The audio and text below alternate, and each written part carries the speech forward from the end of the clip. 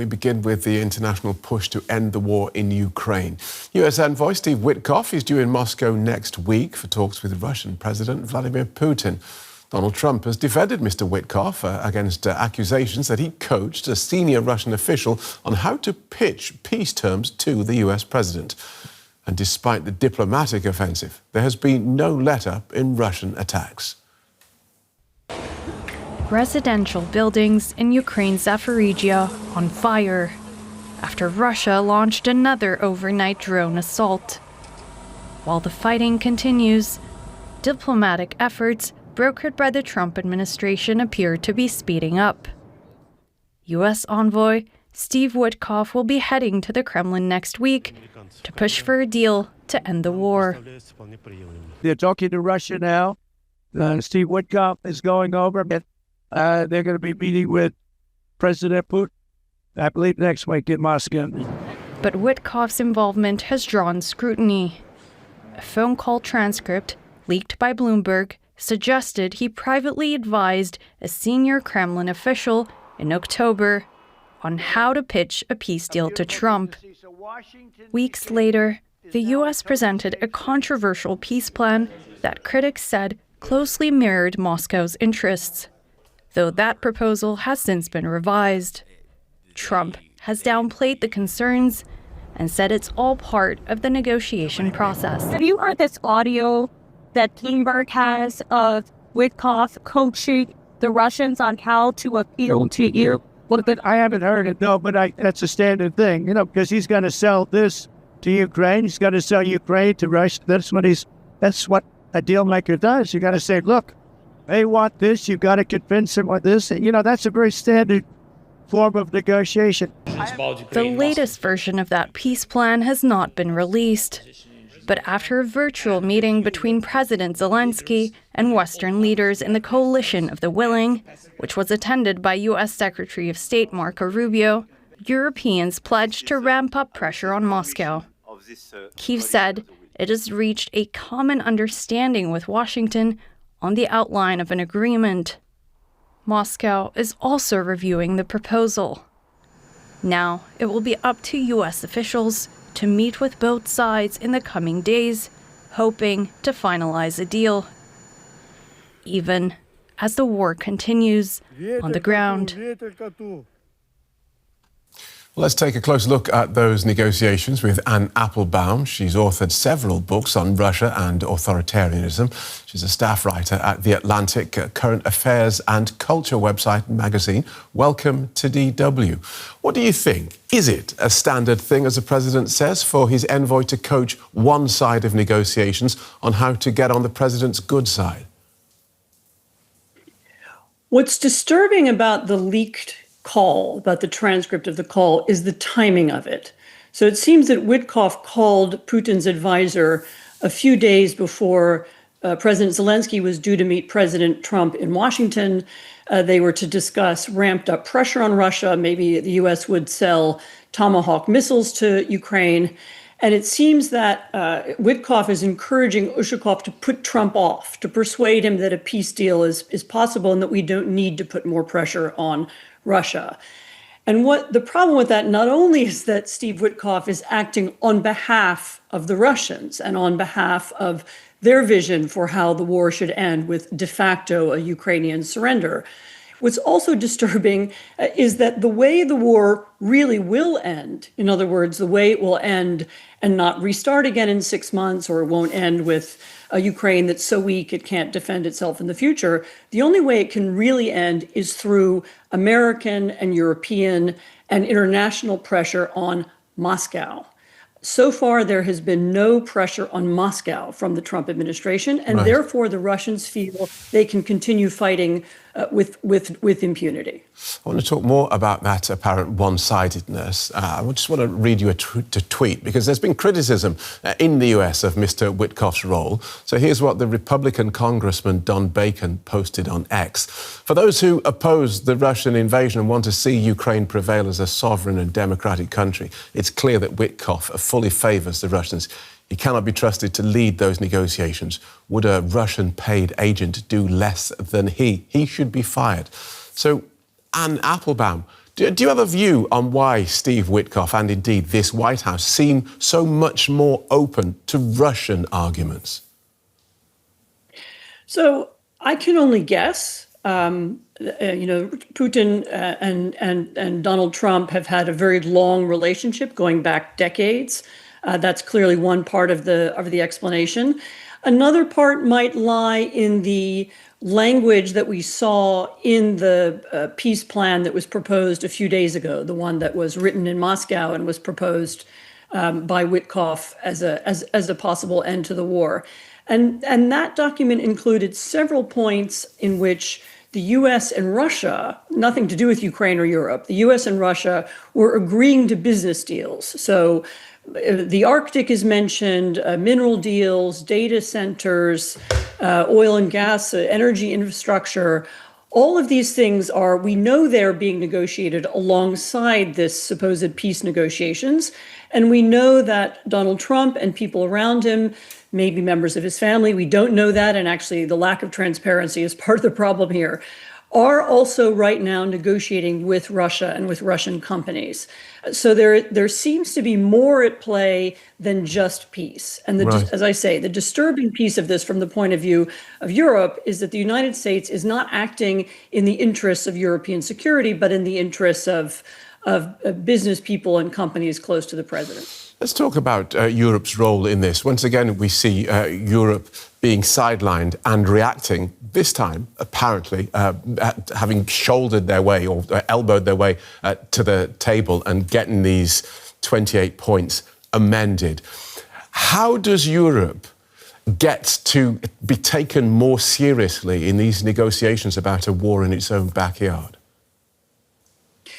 So it is a peculiar situation. Europe is now paying for the war. European money and weapons are now almost fully supporting Ukraine. The U.S. is contributing very little and actually has probably contributed a lot less than most Americans believe over the last several years, if you look at the sheer numbers.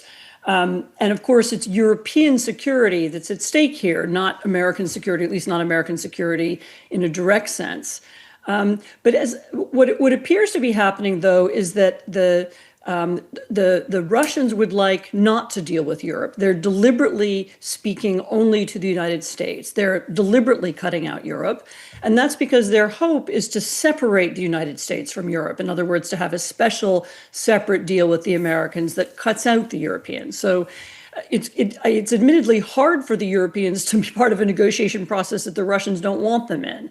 And that's, I think, is what's creating this very peculiar dynamic. Although it's also a strange dynamic in that the war won't end unless Europe wants it to end, or certainly there won't be a peace plan unfavorable to Ukraine if the Europeans don't want it. The Europeans do have agency. Right. They are also in charge of directing how the war goes. The question of frozen Russian assets, which are in European banks, this is going to be a European decision, what happens to them, not an American decision, as some of the Americans seem to think. So that's another clue that there's something wrong with this peace process, because a normal they have peace process, it was really...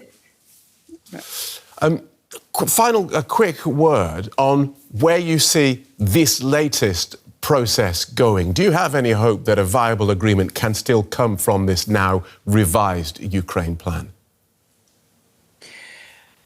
The war will be over when the Russians will stop fighting. And right now, I don't see that the Russians are prepared to stop fighting. Thank you so much for talking us through that, Anne. Journalist Anne Applebaum.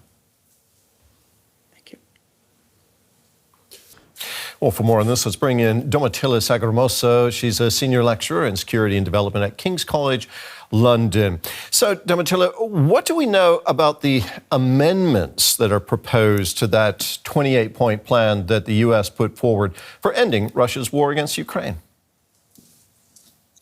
Well, very few details have come out. I think this time they were very careful to make sure that there are no leaks. So there were very few copies of what was agreed initially and what is being under discussion. But, we can guess from what we read in the media that there are a few points that are still under discussion. And this relate primarily to the question of territorial concessions or whether there are going to be any land swaps. I think this is something that is going to be discussed probably between Trump and Zelensky when they meet sometime in the coming days or next week. And also the question of security guarantees. It seems that the United States and Trump are ready to give Ukraine strong security guarantees, but we really do not know what the details are. So there might have been agreement on other questions, but at the moment, until we don't see sort of the final text, it's very hard, and we are really guessing. We don't know really what is going to happen in terms of the ceasefire, how this is going to be monitored, what is going to be the line of control, so to say, what will be the role of the Europeans, will they be able to deploy a force? There was talk that they would be deploying a force in peacetime, not in peacetime. So it's all a bit, at the moment, we really need to understand and get the final text. It's all a bit speculative, I'm afraid. Now, Trump's envoy, Steve Witkoff, is taking this updated plan to Moscow next week, we're told. We understand the plan now contains 19 instead of 28 points, but again, we have to wait for the details. What reaction do you expect from the Kremlin to this revised plan? Well, I think there are a few points that might be an issue. First of all, the question of the front line, where is the front line going to fall? And it's not clear. I mean, still, as I said, I haven't seen the final text, whether the Ukrainians are going to agree to some kind of de facto land swaps or the acceptance that certain regions are going to stay under Russian control. So that is going to, I don't know if that is, what kind of arrangement is on the text. The second question that is problematic for the Russians is the role of the United States as a guarantor, but also the presence of NATO or even European NATO troops on the ground. And this, we don't know really what are the details, whether there is an acceptance that there's going to be troops, whether these troops are allowed for a particular period of time. Russia has been very categorical that they do not want any kind of NATO, whether it's the US or the Europeans, military presence there. So they're going to push for that. And they're probably going to ask the United States just to provide security guarantees, probably just in wording. And that is very challenging for the Ukrainians. The other point which is of concern is the question of the number of troops that Ukraine is allowed to have. And here I think also there's going to be discussions. Also for the Europeans, it's a question, what are the Europeans going to be ready to accept? Because the Europeans are relying first and foremost on strong Ukrainian armed forces and then providing backing. So I think these are also very crucial points that are relevant for Europeans. There are reports that Steve Witkoff, Trump's envoy, coached one of Russia's chief negotiators on how to engage with Donald Trump. Do you think Witkoff can be seen as an impartial mediator between the U.S., Ukraine, and Russia? I don't think so. It just clarifies points which were already pretty obvious before, because if we look at the first draft of the 28 points that was presented to Ukraine initially, it was so much tilted to the Russian side that, and this was also negotiated in theory by Witkoff and Dmitriev. And there are even assertions that the text was originally written in Russian. So I think Witkoff is really not a good negotiator. He tends to accept and understand completely the Russian side. He seems to be advocating for it. He seems to have this relationship with the Russians, which is very close, and it's very suspicious. We really don't know, and we also do not know who's leaked this information. But the leak is relevant because it shows that there is someone who has this information who wants to make sure that there are sort of obstacles in this resolution. So it might come from some of the Western allies, from the United States security structures. We don't know. But certainly it shows that there is another indication that Witkoff is really not really working effectively for the United States and also for Ukraine, which is to a certain extent, an ally or a strategic partner. We have to remember that the United States is providing support to Ukraine, not as it did before, but still in terms of intelligence, in terms of logistics support, to fight this war against Russia. So this really shows that the complexities and the challenges of having a figure like Witkoff, not really a really seasoned and effective negotiator who really knows how to engage with the Russians. He really doesn't know how to do that. And this is another example of it. Domitilla, thank you very much. That was Domitilla Sagramoso from King's College London. Thank you.